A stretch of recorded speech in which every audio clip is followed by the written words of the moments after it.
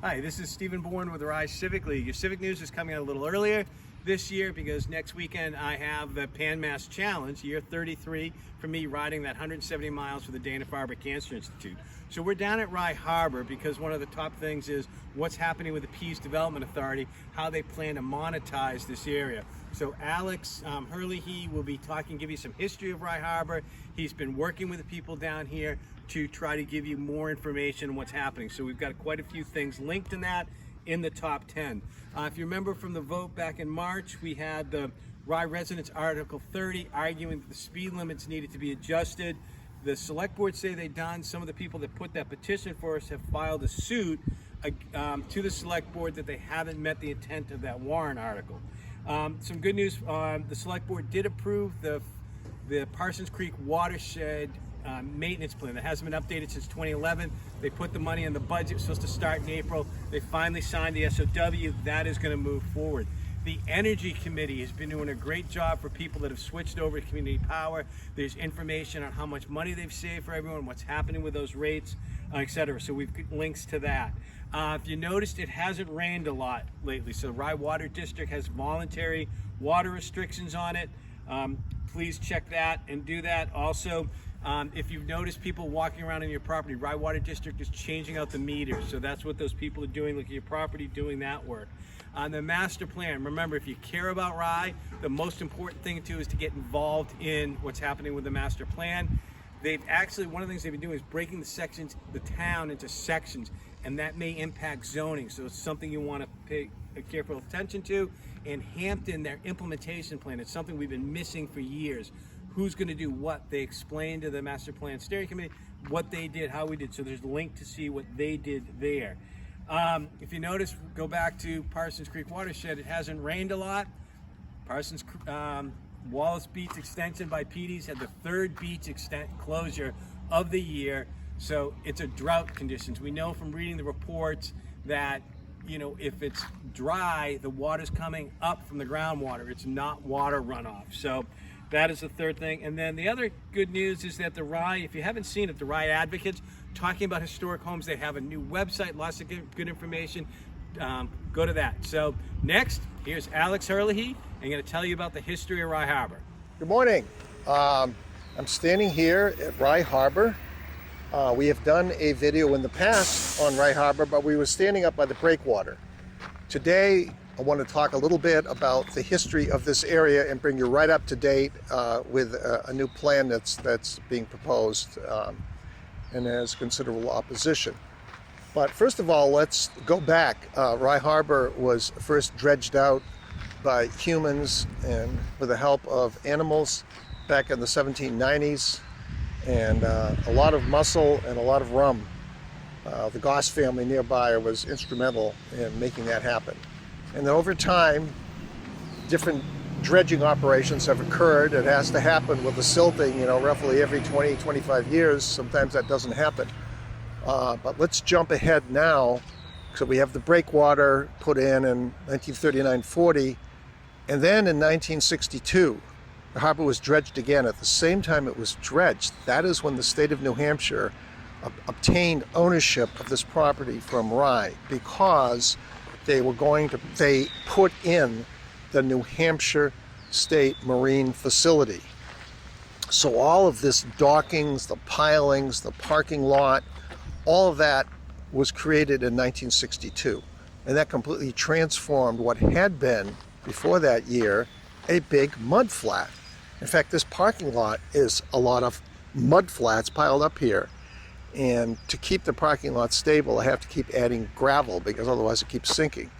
So as you know, where we're standing here, this was salt marsh. Before they built Ocean Boulevard, this is all salt marsh. And the town is drained through the salt marshes out through this inlet that we call Rye Harbor out to the ocean. All right, so that now we have this wonderful state-owned facility created by the state of New Hampshire from 1962 forward, which means you've got great facilities for the commercial fishermen, you've got great facilities for the party in charter boats, whether it's whale watching or going out to the islands to stop over to cruise, and you've also got the boat launch which is tremendous because you've got a lot of day users. And then you got all this boat storage here. If you look around, I mean, it's filled up. All right, so that brings us up to late last century, and that's when you begin to see the building of these shacks behind me. And I say shacks in a very positive sense because they just needed to be tiny little buildings to support the businesses, all of which relate to the marine activity here at the harbor. Whether it's whale watch, whether it's bait, whether it's takeout lobster, what have you. You can see for yourself when you drive down here. So that's when those shacks were put up at least 30 years ago. Now, moving forward to the present, I want to talk a little bit about a proposal. What happened in 2001 is the state of New Hampshire transferred the management of its ports and harbors from DRED, Department of Economic and Resource and Development, a state agency, to the Pease Development Authority, which was established by the state in 1991 to transfer to civilian use the former air base. All right, so that entity, Pease Development Authority, has come up with a plan which was just presented to the public at a committee meeting that they had this past Monday, the 22nd. And you'll be able to see that plan here on this video. So some details from the PDA Port Committee meeting on this past Monday. So they, Appledore Engineering presented the plan. They're the ones that did the study and came up with a proposal. And so they used part of the money, the federal money that the state of New Hampshire has. And so there's approximately $775,000 to construct, the platform and the unit. And then additional money to put in electricity and all the rest that's needed would bring it up to over $900,000. So they also handed out at this meeting not only the hard copy of the schematic drawing of what it would look like, but they also handed out a schedule of implementation, which concludes in early December, in which they would sign a contract with a builder to actually put this thing up. So this thing is being driven fast because otherwise, the money would have to go back to the federal government. And we all understand states get money, but the question is, what's the best use of that money? And I mentioned earlier some alternatives that are really needed here at the harbor rather than this. They want to build a raised platform behind me here.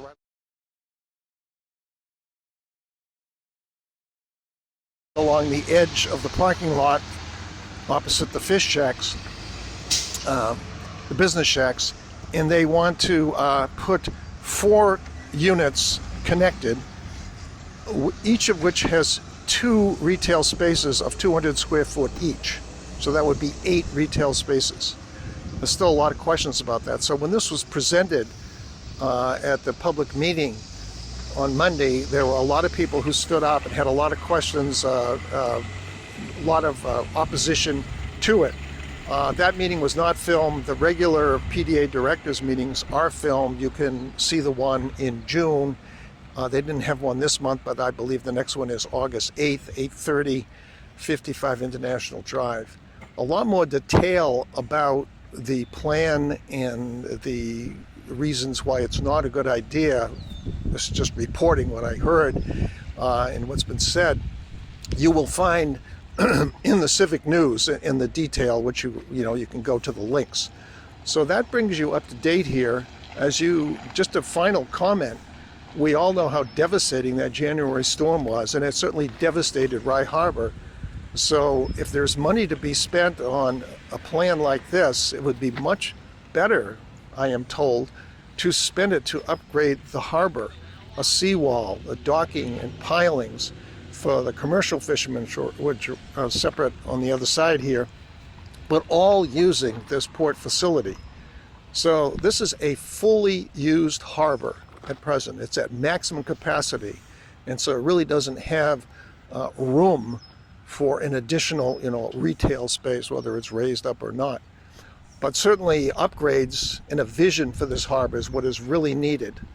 And so citizens can speak up, and there will be contact information for you to find more information and to join any effort to try to save the harbor and have it upgraded. Thank you.